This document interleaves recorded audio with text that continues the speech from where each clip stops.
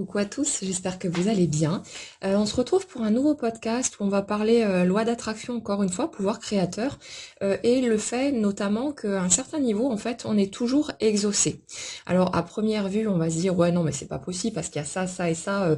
qui, comment dire, n'est pas présent dans ma vie et qui fait que mes souhaits sont toujours en suspens. Mais on va dérouler le truc et on va décortiquer tout ça. Vous allez comprendre différemment. Quelqu'un me demandait justement dans les commentaires. Par rapport au podcast d'hier, comment est-ce que on explique que des personnes qui arrivent à la fin de leur jour pleines de regrets parce qu'elles n'ont pas atteint leurs objectifs, que ce soit au niveau couple, désir d'enfant, ce genre de choses. Si effectivement, on est toujours téléguidé en quelque sorte vers la réalisation de ce qu'on veut vraiment, de ce qui nous rendra les plus heureux. Alors, il y a plusieurs points à prendre en ligne de compte. Déjà, quand vous allez demander à une personne, a priori en fin de vie, ce qu'elle regrette dans sa vie, cette personne va mettre automatiquement le focus sur, on va dire, les pièces manquantes. Elle va automatiquement se mettre à chercher quels éléments pourraient pêcher dans sa vie et faire que sa vie n'aurait pas été aussi complète qu'elle l'aurait voulu. Mais ça, c'est comment dire, une incitation depuis l'extérieur de se focaliser sur un élément précis. Mais est-ce que ça veut dire pour autant que ces personnes sont malheureuses? Si vous ameniez pour ces mêmes personnes la question qu'est-ce qui t'a rendu heureux et fier dans ta vie, quelles sont tes réalisations, tes accomplissements, ce qui t'a amené le plus de joie, là on aurait un tout autre son de cloche et on aurait peut-être le sentiment, en entendant cette personne parler, qu'elle a une vie comblée, en fait, une vie extrêmement heureuse et qu'elle a été fière du parcours qu'elle a pu accomplir. Donc déjà, il y a ce point-là, il faut faire attention à notre interprétation parce que si vous interrogez, il y a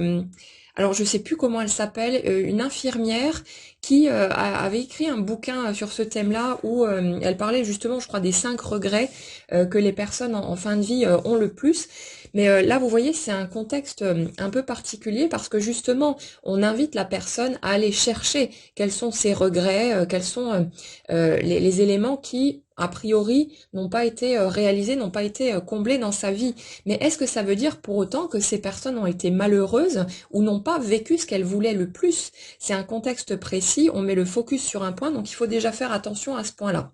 Maintenant, il y a autre chose à prendre en ligne de compte. Il y a ce qu'on pense vouloir avec le mental et ce qu'on veut vraiment au fond de soi. Et notre vie concrète reflète toujours la deuxième option, c'est-à-dire ce qu'on veut vraiment au fond de soi, ce qu'on veut le plus. On va prendre des exemples concrets, ça vous parlera mieux. Après, vous prenez pas comme toujours, vous faites votre tri personnel là-dedans, mais c'est un point important et qui permet de se libérer aussi d'une certaine pression et d'un certain sentiment d'échec finalement en ayant l'impression qu'on a tout fait pour pouvoir avancer dans une certaine direction, mais que finalement si la vie ne suit pas, c'est qu'on a dû se planter quelque part ou mal comprendre quelque chose, peu importe. Je connais une personne qui essaye d'avoir un bébé depuis de nombreuses années et à un moment donné, en discutant avec elle, elle finit par me dire qu'elle se rend compte que c'est un choix, à un certain niveau, de ne pas avoir d'enfant, parce qu'elle a tellement peur de ne pas pouvoir protéger son bébé dans le monde dans lequel on vit. En plus, avec l'épisode Covid et tout ça, ça rajoute encore des couches d'interrogation supplémentaires. Hein. Mais par rapport au monde dans lequel on vit, toute la violence dont on est capable, toutes les incertitudes, tout ce qui se joue à notre époque, elle m'a dit que en se projetant dans le rôle de maman, dans le fait de devenir mère concrètement, elle a l'impression qu'elle serait tout le temps en panique totale, qu'elle aurait besoin de couver constamment son bébé par peur justement qu'il arrive quelque chose ou qu'elle ne puisse pas contrôler les circonstances extérieures pour protéger son enfant. Et quelque part, ce qu'elle veut le plus, c'est protéger son enfant, à tel point qu'à un certain niveau, elle choisit de ne pas en avoir, parce que justement, c'est le meilleur moyen de le protéger, c'est de ne pas le mettre au monde, comme ça, il ne lui arrivera rien. Alors ça, bien sûr, il y a des personnes qui vont bondir, qui vont se dire « Oui, mais non, moi je suis sûre de vouloir ceci ou cela ». quand on creuse un tout petit peu derrière, si vous voulez, la façade, et ça n'enlève pas le fait qu'il y a un désir de devenir parent. Le truc qui nous pose un peu souci, c'est d'apprendre à conjuguer les éléments au lieu de vouloir choisir un camp. On peut à la fois, dans cet exemple-là, par exemple, hein, avoir ce désir d'enfant, et en même temps ne pas désirer avoir cet enfant parce qu'on est terrorisé à l'idée de qu'il puisse lui arriver quelque chose ou qu'on soit pas capable de lui offrir un monde, on va dire, convenable pour grandir, où il pourrait être dans la joie, dans l'insouciance, dans tous ces trucs qui devraient appartenir légitimement aux enfants et qu'on peut pas toujours leur proposer en fonction du contexte et de tout ce qui est pas contrôlable dans nos vies. Autre exemple, une personne qui affronterait une maladie grave, un cancer ou un truc bien costaud, devant sa famille, cette personne va dire je veux guérir, je veux me battre, je veux m'en sortir, et ainsi de suite. Et puis quand la famille est sortie de la pièce, vous allez poser une question, vous allez poser la question à cette personne, lui demander ce qu'elle ressent vraiment, et elle va vous dire j'en ai tellement marre de lutter, j'ai passé toute ma vie à me battre, je suis fatiguée de cette vie terrestre, j'aurais bien envie de partir, mais si j'en parle à ma famille, on va pas me comprendre, on va peut-être me pointer du doigt en me disant que oui, je suis égoïste, pense à nous, nous on veut te garder avec nous, ce genre de truc, bref. Et on va se rendre compte très souvent que les personnes qui finissent par partir de ce genre de maladie sont des personnes qui, au fond, n'avaient plus tellement envie d'être là pour X raisons, mais qui ne s'autorisaient pas nécessairement à l'exprimer pour des raisons de culpabilité, des raisons de ne pas vouloir faire de la peine aussi à leurs proches, de vouloir leur donner de l'espoir et leur permettre de vivre mieux, si vous voulez, cette traversée, parce que de toute façon, on ne sait pas où on va hein, quand on vit ce genre d'épisode, mais il y a souvent beaucoup de raisons, en fait, au-delà de ce qu'on peut percevoir, nous, d'un point de vue conscient, qui font que ce qui est exprimé à première vue n'est pas nécessairement raccord avec ce qui se passe concrètement. Je vais vous donner encore un autre exemple perso ce coup-ci, par rapport à ce parcours de flamme jumelle. Pendant très longtemps, j'étais convaincue de vouloir absolument cette relation, de vouloir la concrétiser, parce que voilà, l'amour suscité par ce lien, tout ce qui s'ensuit, faisait que pour moi c'était comme une évidence. Et aujourd'hui, quand je regarde les choses, je me rends compte que pendant toute cette période où j'étais là finalement à me débattre, à me dire mais c'est pas juste, pourquoi c'est comme ça, pourtant je suis persuadée de vouloir tout ça, comment ça se fait que ça prenne pas forme à ce moment-là, puisque j'avais déjà conscience de ce mécanisme, du fait qu'on obtient toujours ce qu'on veut, pas ce qu'on veut forcément à l'état du mental, mais ce qu'on veut le plus. Et je comprenais pas pourquoi, dans ce cas, ça cafouillait, qu'est-ce que j'ai fait de travers, qu'est-ce qui cloche, qu'est-ce que j'ai pas compris, ce genre de choses. Et aujourd'hui, je me rends clairement compte que pendant toute cette période où j'ai espéré cette relation, en fait, la personne que j'avais en face de moi ne correspondait pas à ce que je souhaite au niveau d'un partenaire de vie pour une vie de couple. Je me suis rendu compte que, sans bien sûr dénigrer l'autre ou quoi que ce soit, hein, c'est pas une question de pointer du doigt, mais simplement de voir que par rapport à la façon dont le lien a été tissé, les échanges, la communication, tout ce qui s'ensuit, c'est pas ce que je veux. C'est pas comme ça que j'envisage une relation de couple et ça ne correspond pas à ce que je souhaite pour mon avenir. Et du coup, je me rends clairement compte aujourd'hui que ce que je voulais le plus, c'était ne pas vivre cette relation dans ces conditions-là, parce que pour moi, c'était pas acceptable d'avoir en face de moi quelqu'un qui, par exemple, n'était pas capable d'assumer clairement ce qu'il ressentait, ou qui était dans certaines, on va dire certains mécanismes de fuite, ou dans parfois dans des mensonges pour ne pas avoir à dire les choses, alors que je le percevais clairement de mon côté. Donc, vous voyez, il y a plein de petites choses comme ça qui font que je me rends compte clairement aujourd'hui que pendant ces plusieurs années où j'ai souhaité que cette relation se matérialise, en fait, ce que je souhaitais le plus, c'est que ça n'arrive pas, parce que la version de cette personne, si vous voulez, que j'avais en face de moi, ne correspond pas à ce que je souhaite et à ce que j'estime mériter. Et le fait est que une fois que vous vous positionnez clairement par rapport à tout ça, vous allez le voir que ce qui se manifeste dans votre vie, c'est bien ce que vous voulez le plus au stade actuel. Après, on pourrait avoir encore d'autres exemples. Une personne, pour rester sur l'idée du couple, qui veut refaire sa vie, qui veut voilà, vivre une belle relation, et qui ne voit rien bouger, elle aussi, qui ne voit rien avancer. Et à un moment donné, quand on va gratter un tout petit peu avec cette personne, elle va peut-être se rendre compte que ce qu'elle souhaite le plus, c'est avant tout rester libre, parce que, je sais pas, peut-être qu'elle a vécu une relation de couple qui était un vrai poison, une vraie prison, pendant 15 ou 20 ans, ou peu importe, et que son expérience fait que elle a le sentiment que retourner en relation, ce serait forcément retomber dans quelque chose d'étouffant, où il faut toujours tenir compte de l'autre, où l'autre a plein de petites attentes qu'on est censé, entre guillemets, combler, ce genre de truc par rapport à sa perception des choses. Et cette personne, en fait, ce qu'elle veut le plus, c'est soit qu'il n'y ait pas d'engagement, donc elle va peut-être rencontrer des personnes et ça restera des relations superficielles, ou des personnes qui vont subitement lui dire finalement j'ai déjà quelqu'un dans ma vie, je peux pas m'engager avec toi, ou alors cette personne ne va rencontrer personne du tout, parce que son souhait le plus cher, c'est de conserver sa liberté à tout prix, malgré le fait qu'elle désire aussi vivre cette expérience du couple. Mais si vous voulez, c'est toujours le désir qui prédomine, qui va prendre forme dans la matière. C'est toujours l'élément le plus fort des deux. Et il y a bien sûr, en entendant ça, plein de gens, parce que ça a été ma réaction aussi quand j'ai pu entendre ce genre de propos par le passé, plein de gens qui vont se dire ouais mais alors comment je fais pour forcer la part de moi qui veut pas y aller à être d'accord pour que ça s'aligne finalement avec mon souhait conscient. Bah là non, on peut pas. Le chemin, si vous voulez, le plus facile d'accès pour que vous puissiez à un moment donné vivre les choses qui vous correspondront, ça va être non pas de chercher à forcer votre inconscient à s'ajuster à votre conscient, donc de forcer cette partie de vous qui veut pas, pour une raison ou pour une autre, vivre les choses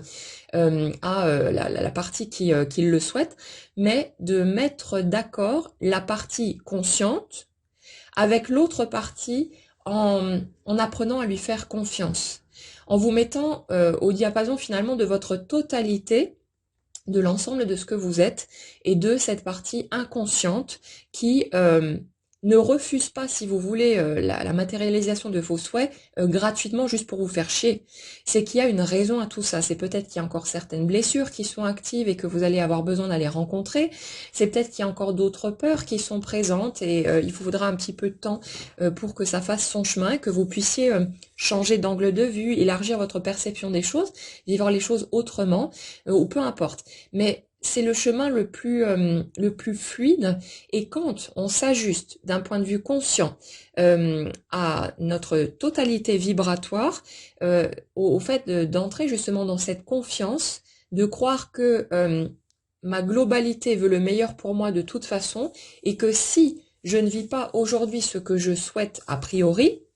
c'est qu'il y a une bonne raison à ça, et que c'est le meilleur chemin pour moi dans l'immédiat pour me permettre de vivre les choses avec autant de douceur que possible. Alors je sais très bien que cette réponse elle ne va pas convenir à tout le monde, en fonction des souffrances que vous pouvez vivre aussi par rapport au fait peut-être de pas devenir parent, de pas être en couple, de pas trouver votre voie, votre job idéal, ou de rencontrer toutes les difficultés que vous pouvez rencontrer, peut-être d'être face à une maladie ou à quelque chose de compliqué pour vous. Je sais très bien que dans ces périodes où on est en souffrance, on ne peut pas entendre ce genre de réponse. Mais sachez qu'il y a toujours un sens aux expériences qu'on vit, et que les périodes de souffrance ne sont pas gratuites non plus. Elles ne sont pas là comme une espèce de punition ou quoi que ce soit, ou c'est un coup de pas de bol ou je sais pas quoi. C'est simplement que il y a des choses en nous qui ont besoin d'être reconnues, d'être intégrées, d'être récupérées pour les ramener dans l'ensemble, au lieu qu'on continue finalement à les rejeter, à les renier, etc. Et la vie nous propose toujours le chemin le plus direct, le plus facile d'accès pour ça. Et parfois, oui, ça va passer par toutes sortes de difficultés, des désirs non concrétisés, mais de ce que je peux observer de mon point de vue, il y a toujours une bonne raison à ça, et j'ai dit beaucoup trop souvent que maintenant je comprends pourquoi les choses n'ont pas avancé comme ci ou comme ça parce qu'il y a telle ou telle prise de conscience qui avait eu lieu ou voilà telle avancée, telle guérison qui s'était faite et je voyais le côté totalement judicieux des apparents blocages que je pouvais percevoir, mais c'est jamais une punition, c'est jamais pour nous priver de quoi que ce soit, mais c'est qu'en nous il existe un désir plus grand. Pour le moment, en tout cas, ça peut être seulement temporaire, hein, la plupart du temps ça l'est, mais un désir plus grand de ne pas vivre l'expérience qu'on veut d'un point de vue conscient, parce que soit il y a des peurs, soit il y a encore un chemin à faire pour être prêt à vivre l'expérience de la bonne façon, on va dire, et pouvoir que toutes les parts se mettent d'accord entre elles, si vous voulez, pour qu'on puisse concrétiser nos objectifs. Donc c'est important, à mon sens, d'aller d'élargir son angle de vue et de peut-être s'accorder cette possibilité de ne pas tout savoir de soi-même. Parce que la partie inconsciente, elle est par définition inconsciente, on n'y a pas accès, on a beau être convaincu qu'on veut une chose, si il y a un morceau de nous, pour une raison ou pour une autre, qui ne le veut pas et que c'est prédominant pour le moment, ça ne prendra pas forme et c'est notre totalité qui donne naissance à ce qui se passe dans notre vie concrète. Donc essayez de faire confiance à ce processus et pour en revenir à la question qui m'était posée à la base, n'oubliez pas que quand vous interrogez une personne sur ce qu'elle peut éventuellement regretter dans sa vie ou le fait qu'elle ait le sentiment de ne pas avoir réalisé ses objectifs, il y a aussi à prendre en ligne de compte cette histoire de scénario dont on parlait hier dans le podcast, le fait que d'un point de vue humain, on peut, entre guillemets, jouer à ce qu'on veut, c'est-à-dire qu'on peut se raconter toutes les histoires qu'on veut. On peut entretenir le système de croyances qu'on souhaite ou qu'on souhaite pas, mais voilà, avec lequel on a avancé, avec lequel on a grandi. Et de nos jours, on a cette chance d'avoir, de vivre beaucoup plus en conscience de tous ces trucs-là, d'avoir toutes ces techniques thérapeutiques, tous ces outils, tous ces partages aussi, hein, qui nous permettent de prendre conscience de ce qui se passe à l'intérieur de nous. Disons que dans notre société, on a un confort de vie suffisant pour pouvoir s'autoriser à plonger à l'intérieur de soi et se préoccuper, si vous voulez, de ce qui se passe au niveau de nos émotions, nos croyances, tous ces trucs-là. Mais quand on remonte au fil des générations, si on prend la génération de nos grands-parents qui ont vécu la guerre, ces personnes-là, leur préoccupation principale, c'était de survivre, d'avoir de quoi nourrir leur famille et de rester vivants. Donc, si vous voulez, ces personnes-là, elles étaient concentrées sur ce type d'objectif et elles n'étaient pas dans une démarche, la plupart du temps en tout cas, de se préoccuper de comment je me sens dans ma vie, est-ce que j'ai pas un blocage ici, un problème par là. Elles n'étaient pas concentrées là-dessus. Pour elles, ça aurait été une aberration finalement qu'on les amène par là, parce que leur préoccupation c'était d'être en vie et de pouvoir prendre soin de leur famille et faire le nécessaire pour que voilà tout le monde aille bien, mais dans des bases, on va dire physiques. Donc quelque part, ce sujet d'élargir ses angles de vue, de transformer sa façon de voir les choses, de chercher un autre chemin pour tenter d'être plus heureux, c'était même un truc hors sujet. Donc effectivement, on trouve par là des personnes qui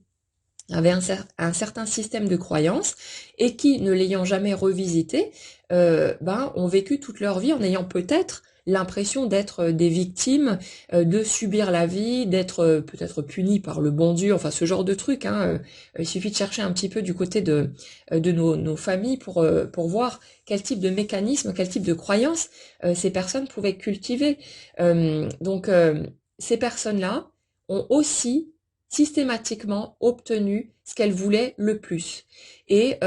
nous, on peut pas le juger de notre point de vue parce que certaines personnes, par exemple, avec un système de croyance très carré au niveau religieux, ce genre de truc avec une espèce de culpabilité à vivre sa vie comme on l'entend, cette espèce de rigidité à vouloir être la bonne personne à tout prix,